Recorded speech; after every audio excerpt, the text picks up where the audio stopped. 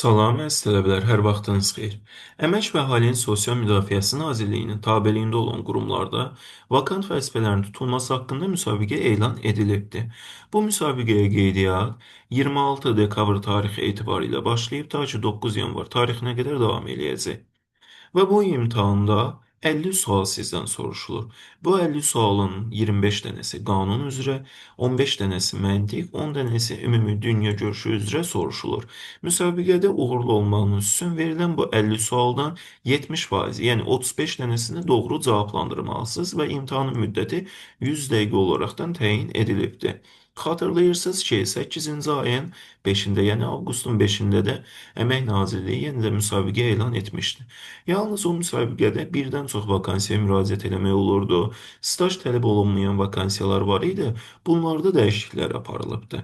Necə ki, hal-hazırki vəziyyətdə 50 vakansiya elan edilibdir və bir tələbə sadəcə bir vakansiyaya müraciət eləyə bilər və həmin vakansiyalar üzrə staj tələbləri var. Misal üçün, biz bir nömrəli vakansiyaya daxil olsaq, yəni burada keçid edə klikləsəz, görürsünüz ki, burada yazılıb müvafiq sahədə tələb olunan minimum əmək stajı 1 il.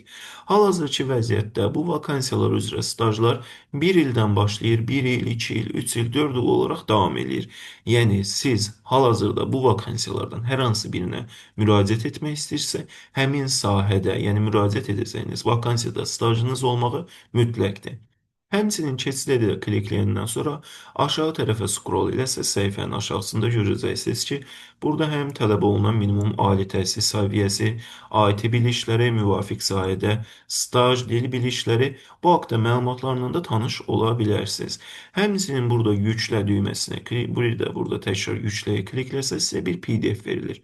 Bu PDF-i açdığınız müddətcə həmin vakansiya üzrə proqramla da tanış ola bilərsiniz.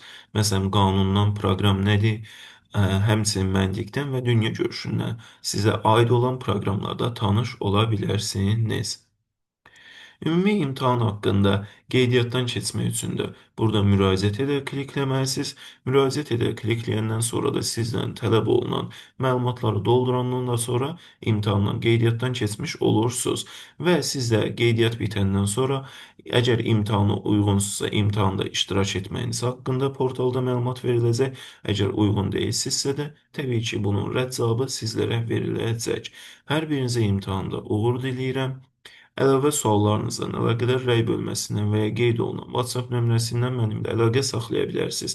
Həmçinin buradakı qeydiyyat linkini, burada sizin üçün qeyd olunan ümumi PDF-in linkini də YouTube-da yerləşdirəcəyim videonun açıqlamalar qismindən götürə bilərsiniz. Hər birinizə imtahanda uğur diləyirəm.